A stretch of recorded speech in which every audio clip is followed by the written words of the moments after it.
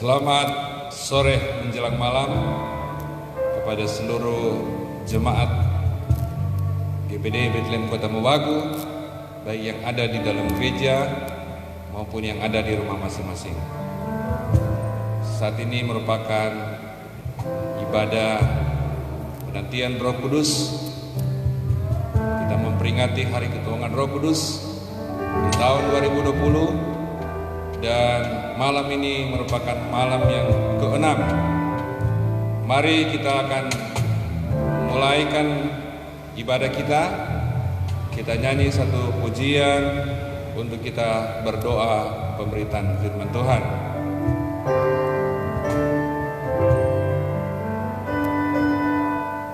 Haleluya. Puji Tuhan.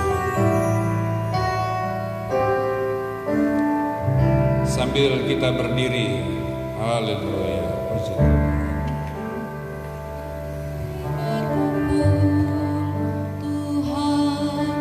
Di hadapan tahta-Mu,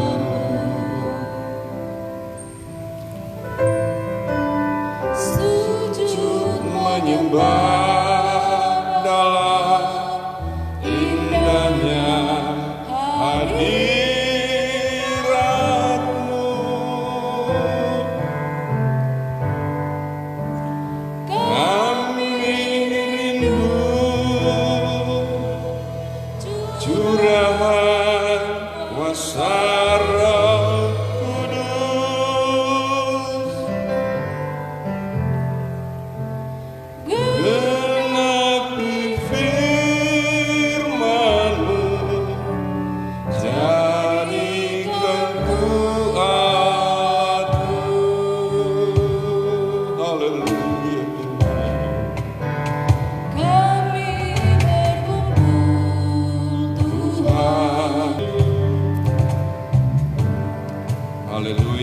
Haleluya, kita berdoa. Bapa kami yang ada di dalam surga, Bapa, di dalam nama Tuhan Yesus Kristus, di saat ini, di hari ini Tuhan, hari yang ke-6, dalam kami beribadah, menantikan Roh Kudus memenuhi seluruh hidup kami. Kami bersyukur kepada Tuhan karena Tuhan sudah menolong kami. Dan kami akan memulaikan ibadah kami di saat ini. Kami akan menyampaikan firman-Mu, menikmati firman-Mu. Mari Tuhan tolong hamba-Mu agar dapat menyampaikan firman Allah seturut kehendak Tuhan. Dan kami yang akan beribadah kepada Tuhan, baik yang ada di dalam gereja maupun yang ada di rumah masing-masing, diberkati Tuhan. Dalam nama Tuhan Yesus Kristus. Haleluya. Amin. Puji Tuhan, silakan duduk. Sebelum kita akan berdoa, kita akan membaca firman Tuhan dan merenungkannya. Firman Tuhan pada sore hari ini atau malam ya, pukul 6:07 terambil dalam Efesus 5 ayat 15 sampai dengan 21.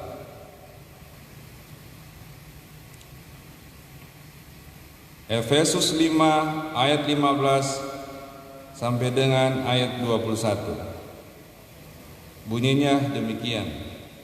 Karena itu, perhatikanlah dengan seksama bagaimana kamu hidup. Janganlah seperti orang bebal, tetapi seperti orang arif, dan pergunakanlah waktu yang ada. Karena hari-hari ini adalah jahat. Sebab itu janganlah kamu bodoh, tetapi usahakanlah supaya kamu mengerti kehendak Tuhan. Dan janganlah kamu mabuk oleh anggur, karena anggur menimbulkan hawa nafsu. Tetapi hendaklah kamu penuh dengan roh, dan berkata-katalah seorang kepada yang lain dalam mazmur, kirung puji-pujian dan nyanyian rohani. Bernyanyilah dan bersoraklah bagi Tuhan dengan segenap hati. Ucapkanlah syukur senantiasa atas segala sesuatu dalam nama Tuhan kita Yesus Kristus kepada Allah dan Bapa kita, dan rendahkanlah dirimu seorang kepada yang lain di dalam takut akan Kristus. Puji Tuhan. Orang percaya pasti memiliki 3 unsur kealahan, yaitu firman Tuhan, iman, dan Roh Kudus. Firman Tuhan keadaannya berupa hukum atau ajaran atau terang. Isinya adalah perintah.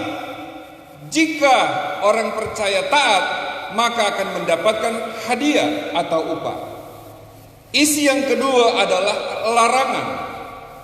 Jika orang percaya melanggar larangan Tuhan, maka akan mendapatkan hukuman. Yang kedua adalah iman.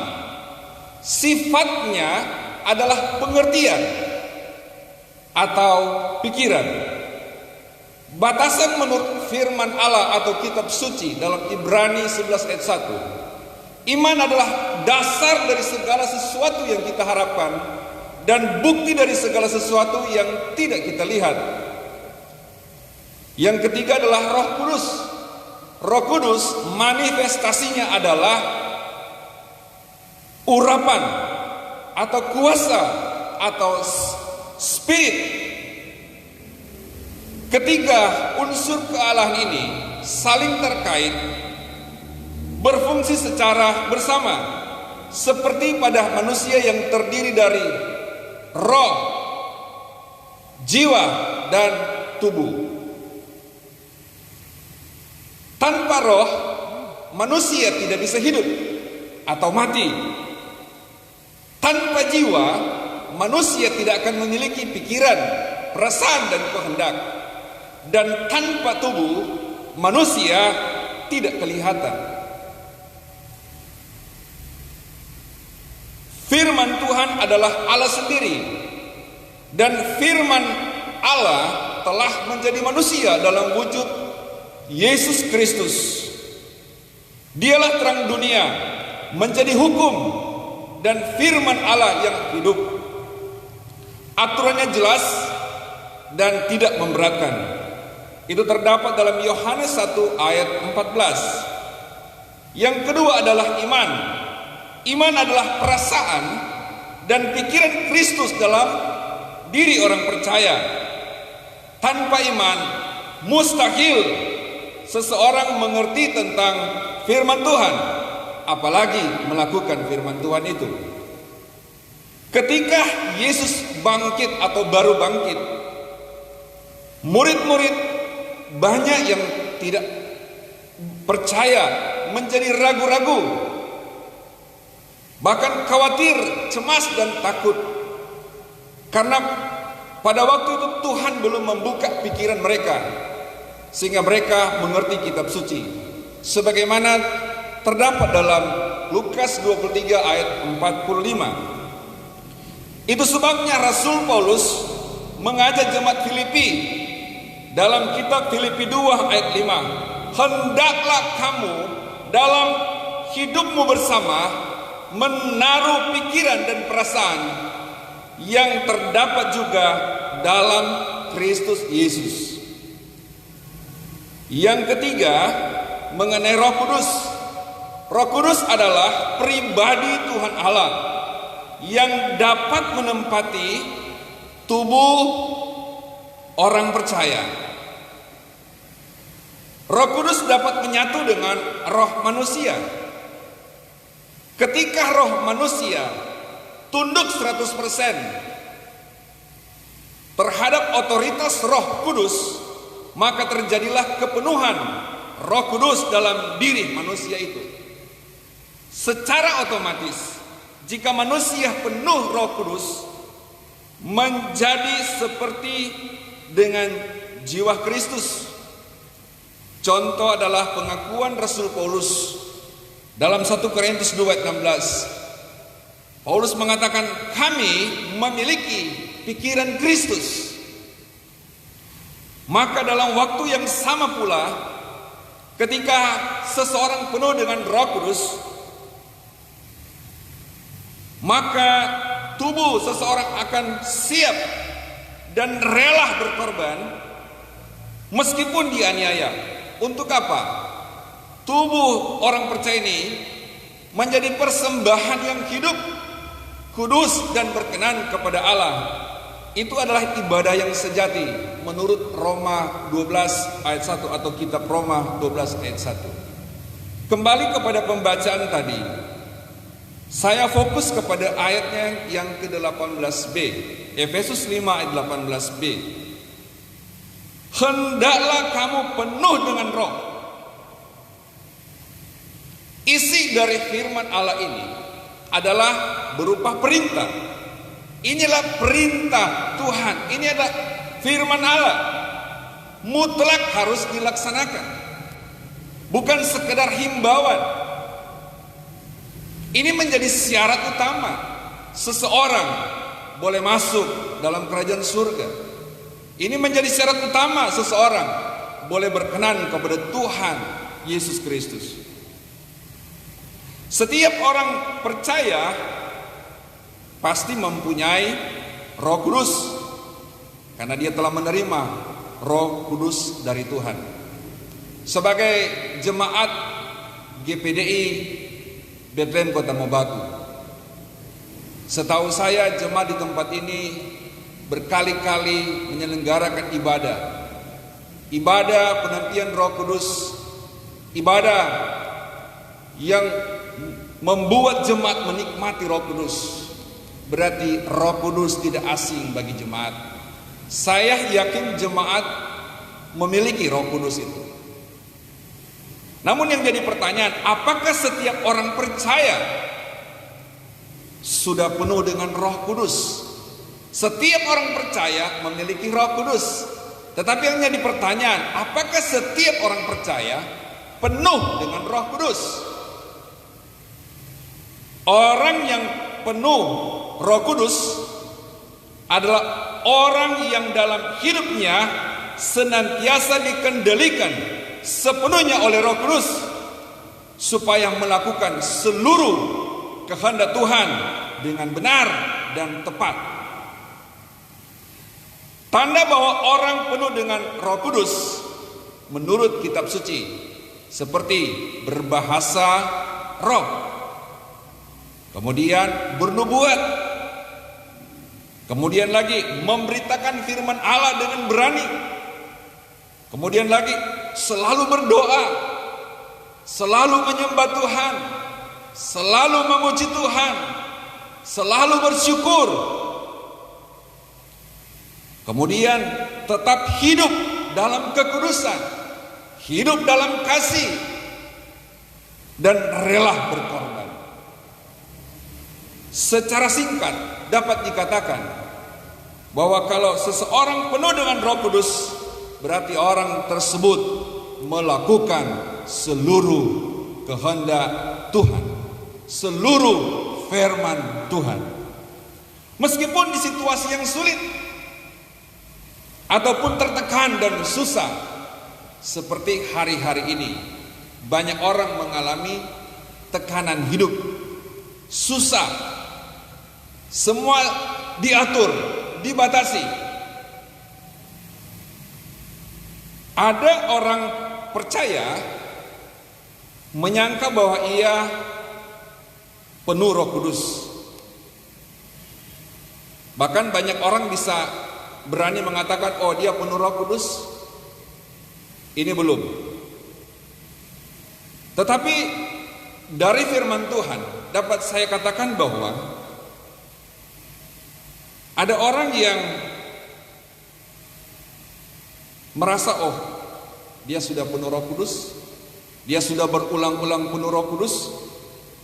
Alasannya adalah bahwa dia pernah berbahasa roh, bahwa pada waktu dia berdoa dia bergetar, totofore. Bahkan ketika dia memuji Tuhan, dia berlompat-lompat, menari-nari. Padahal hidupnya tanpa pertobatan. Ini menjadi pertanyaan. Dia pikir dia sudah penuh Roh Kudus, tetapi hidupnya tanpa pertobatan. Secara singkat, ya,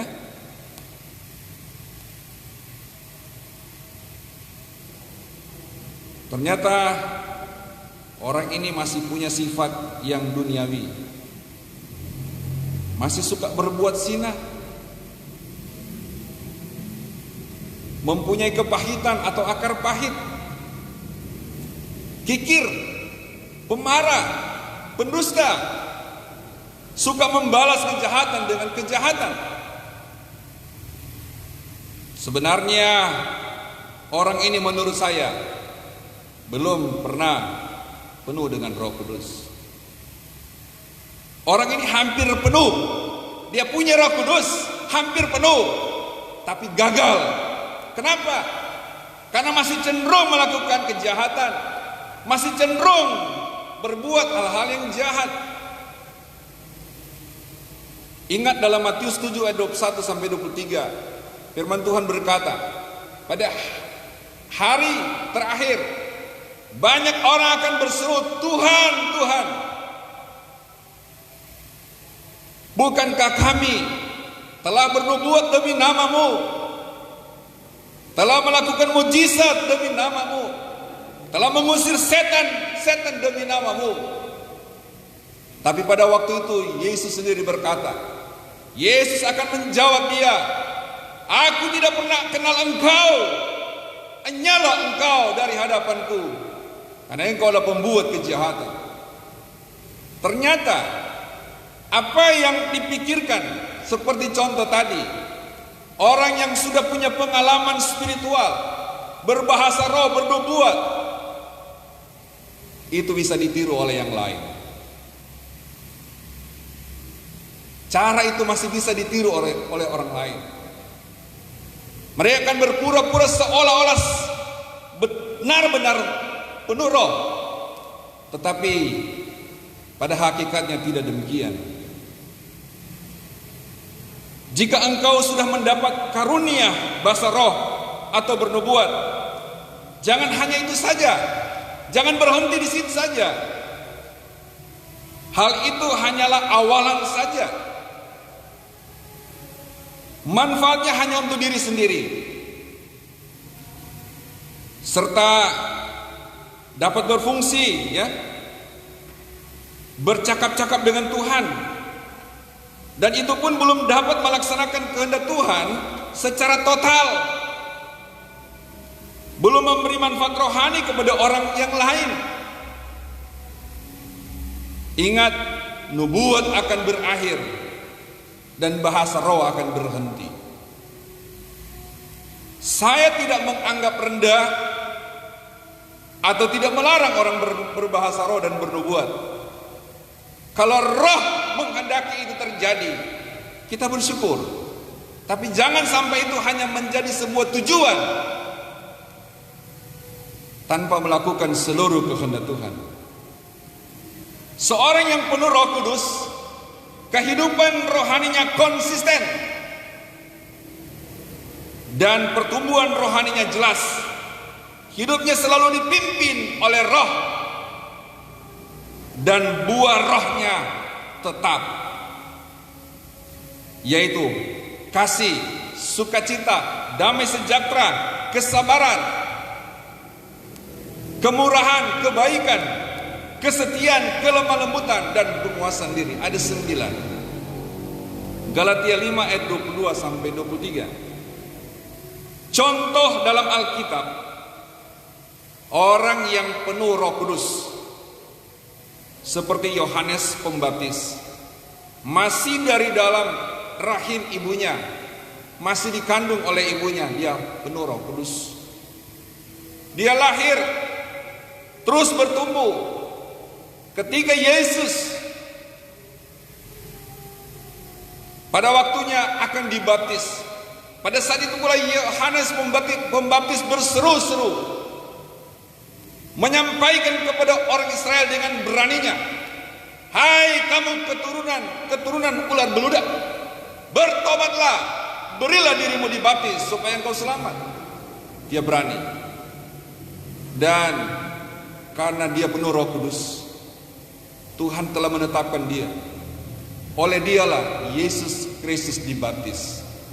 Tetapi dia tidak menjadi sombong. Walaupun dia melakukan itu terhadap Yesus, dia tidak pernah menjadi sombong. Dia menjadi pribadi yang rendah hati. Dan dia tetap bersemangat, berani menyampaikan firman Tuhan. Kalau salah dia katakan itu salah. Tidak peduli seorang raja harus marah kepadanya. Sampai akhirnya dia harus dihukum mati. Dia harus dipenggal kepalanya dan dia mati syahid. Dalam keadaan seperti ini pun dia penuh Roh Kudus. Dari kandungan sampai dia mati dia penuh Roh Kudus dan dia dikenan Tuhan. Yang kedua adalah murid-murid Yesus. Tidak terbatas kepada 11 murid Yesus. Karena yang disebut murid-murid Yesus bukan hanya yang 11 rasul. Murid-murid Yesus setelah mereka penuh Roh Kudus pada hari Pentakosta, sebagaimana kita memperingatinya, maka murid-murid Yesus, walaupun mereka seperti domba di tengah serigala, mereka terus menyampaikan firman Tuhan dengan berani, tanpa beristirahat. Sekalipun akhir hidup mereka juga harus dianiaya. Demikian pula Rasul Paulus. Dulu dia seorang penganiaya orang Kristen, umat Tuhan, pengikut Yesus. Tapi ketika Roh Kudus datang dalam hidupnya, melawat dia, mengubah hidupnya, sampai dia mengalami kebutaan, dan akhirnya dia menjadi satu pribadi yang dikenan Tuhan, dan dia penuh dengan Roh Kudus. Rasul Paulus tidak henti-hentinya memberitakan firman Tuhan. Walaupun dia mengalami penderitaan, walaupun dia mengalami aniaya, dia tetap setia. Walaupun matinya juga sangat menyedihkan. Sebagai orang yang percaya kepada Tuhan dan kita yang mau beribadah kepada Tuhan malam ini, menjadi perintah firman Tuhan kepada kita agar supaya kita penuh dengan Roh Kudus. Penuh dengan Roh Kudus, tidak nanti kita berbahasa roh. Selama ini saya belum pernah lihat gembala kita berbahasa roh.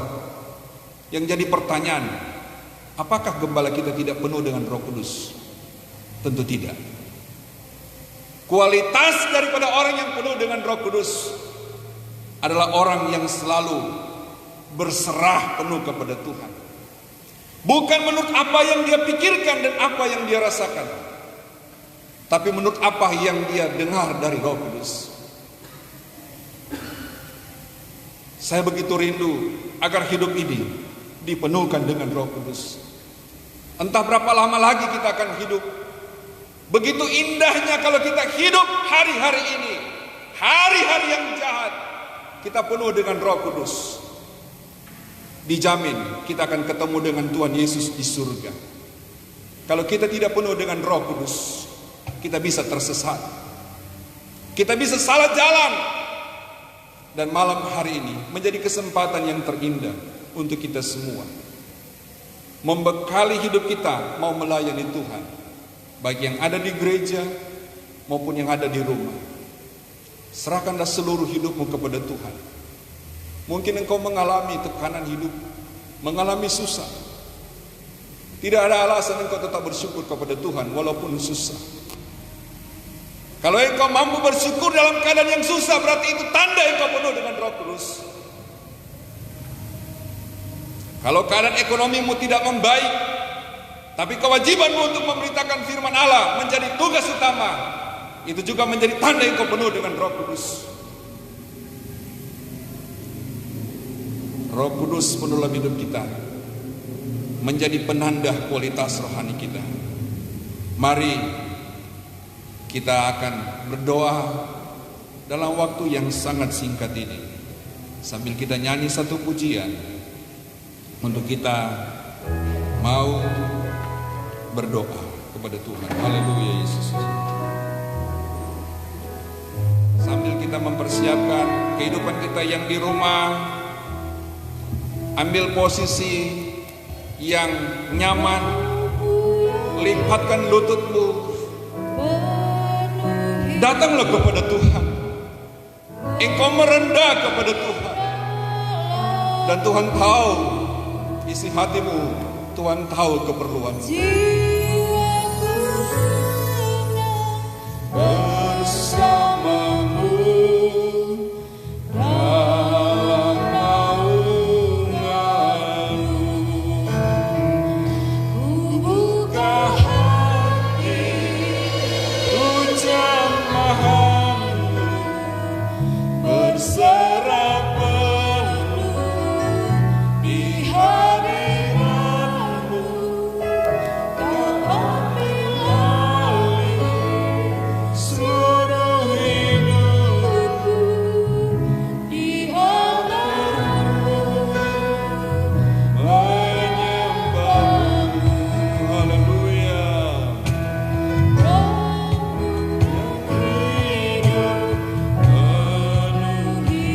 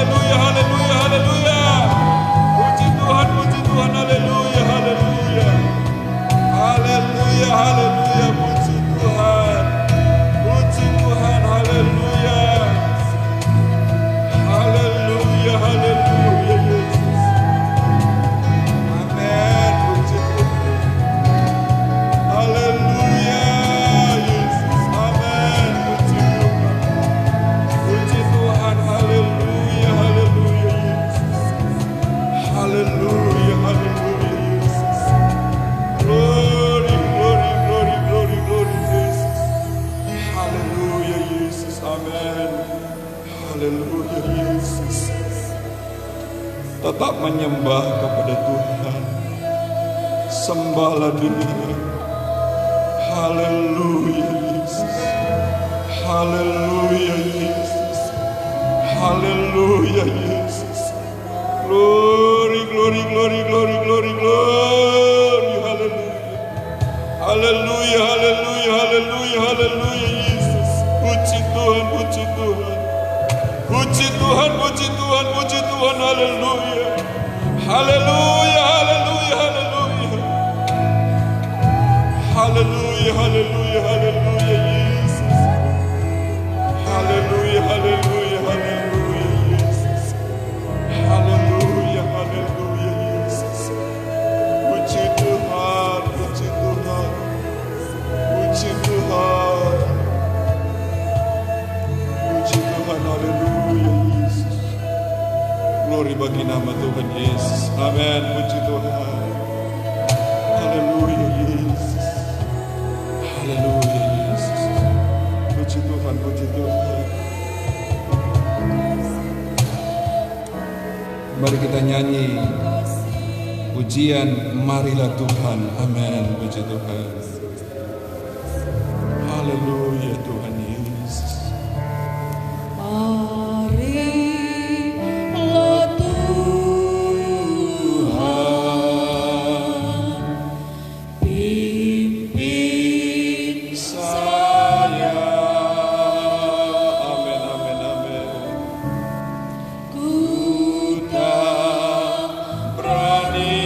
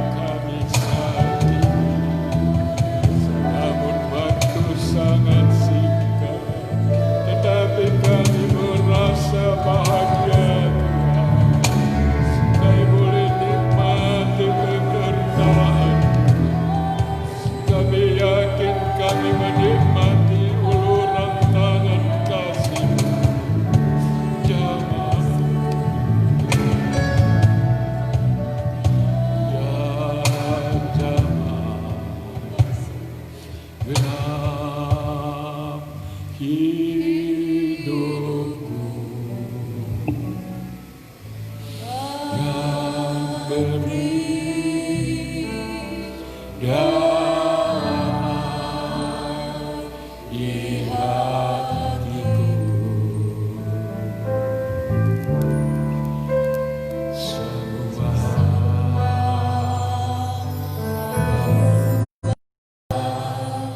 dan aku tahu Yesus damai jadi baru.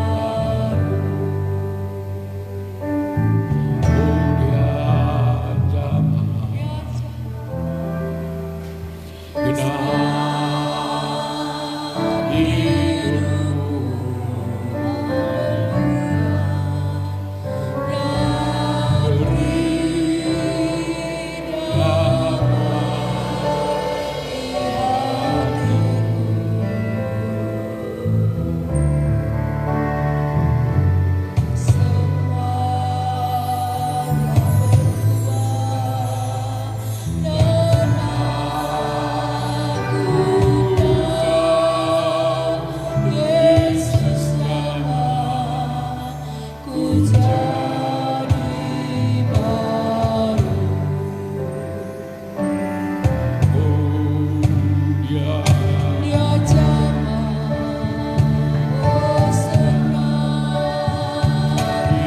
hidupku beri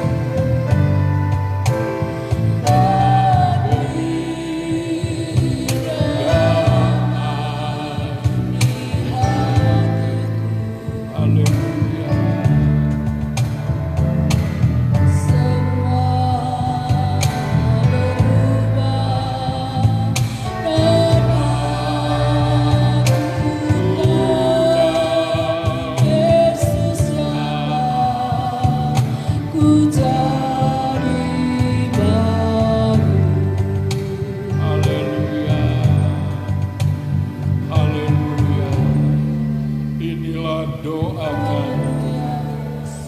kami percaya Tuhan hadir bersama kami. Tuhan melihat hati yang terbuka bagimu. Tuhan melihat semua keinginan hati anak-anak-Mu Tuhan.